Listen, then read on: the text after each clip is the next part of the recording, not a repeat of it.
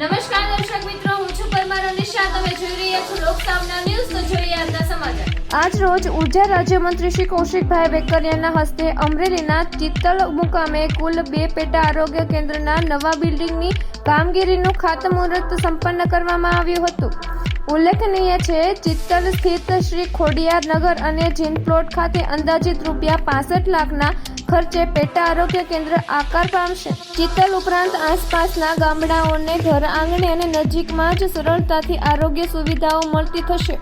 નાગરિકો માટે આરોગ્ય સુવિધાઓ અને સવલતો સરળતાથી ઉપલબ્ધ થાય તે માટે સતત સક્રિયતા સાથે કામગીરી કરવામાં આવી રહી છે.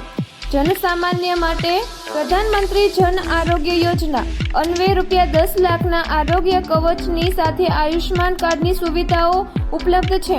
અમરેલી જિલ્લામાં જરૂરિયાત મુજબ પેટા આરોગ્ય કેન્દ્રોના નિર્માણ માટે કામગીરી તેજ ગતિથી આગળ ધપી રહી છે. ડાયાબિટીસ, બ્લડ પ્રેશર, કેન્સર સહિતના રોગ હવે ગ્રામ્ય લેવલ પણ વધી રહ્યા છે. દર્દીઓને તપાસ સહિત સારવાર સુધીની સવલતો ઘર આંગણે મળે તે માટે પેટા આરોગ્ય કેન્દ્ર આશીર્વાદરૂપ છે.